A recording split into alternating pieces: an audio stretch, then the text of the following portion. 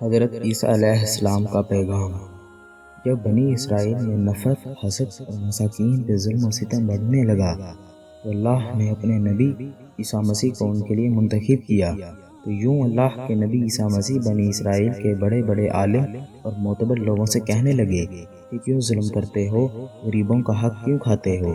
اے لوگوں، حقیقی اللہ وہ ہے جو سب انسانوں کو برابر کے حقوق دے، جس کے نزدیک امیر اور غریب میں کوئی فرق نہیں، کالے رنگ والا اور سفید رنگ والا برابر ہے۔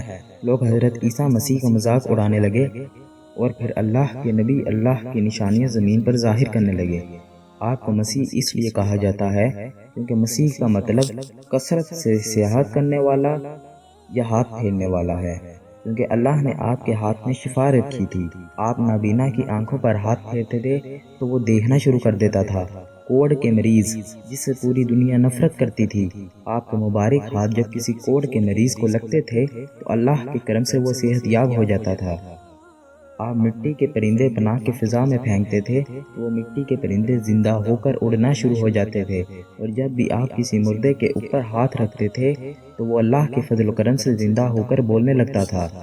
بنی اسرائیل کے لوگوں نے جب یہ معجزات دیکھے تو دن بہ دن آپ کی باتیں سننے لگے، آپ کو اللہ کا نبی تسلیم کرنے لگے۔ بس یہی ڈر اس وقت کے ظالم بادشاہوں اور عالموں کو کھانے لگا کہ کہیں ہماری حکومت ختم نہ ہو جائے۔ لوگ اس عیسیٰ کو اللہ کا نبی سمجھ کے اپنا بادشاہ نہ بنا لے تو بس بنی اسرائیل کے بادشاہ اللہ کے نبی حضرت عیسیٰ مسیح کو شہید کرنے کی سازش کرنے لگے۔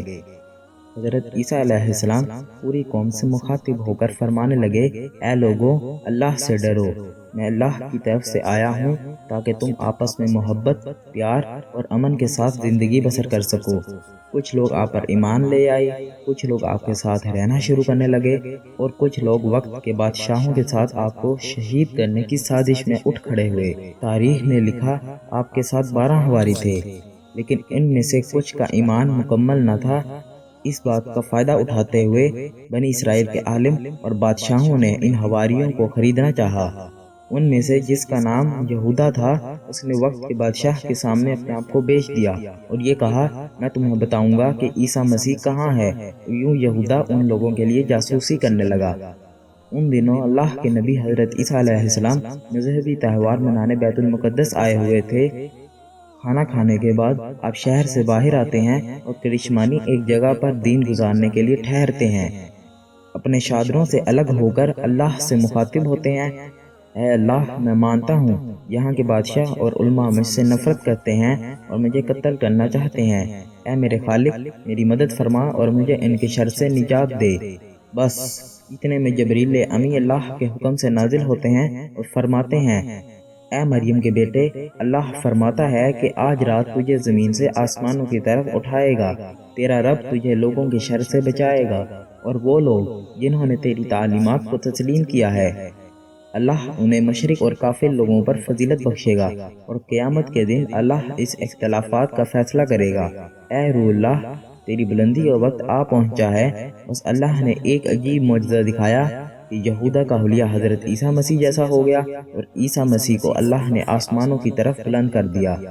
بس جیسے ہی گرفتار کرنے بادشاہ کے لوگ وہاں آئے تو اس جاسوس یہودا کو گرفتار کر لیا، کیونکہ اللہ نے اس کی شبیہ عیسیٰ مسیح جیسی بنا دی تھی، اور یوں اللہ نے بنی اسرائیل کے سخت دلوں پر مہر لگا دی اور یہ کہنے لگے کہ ہم نے مریم کے بیٹے اور اللہ کے نبی عیسیٰ کو قتل کر دیا۔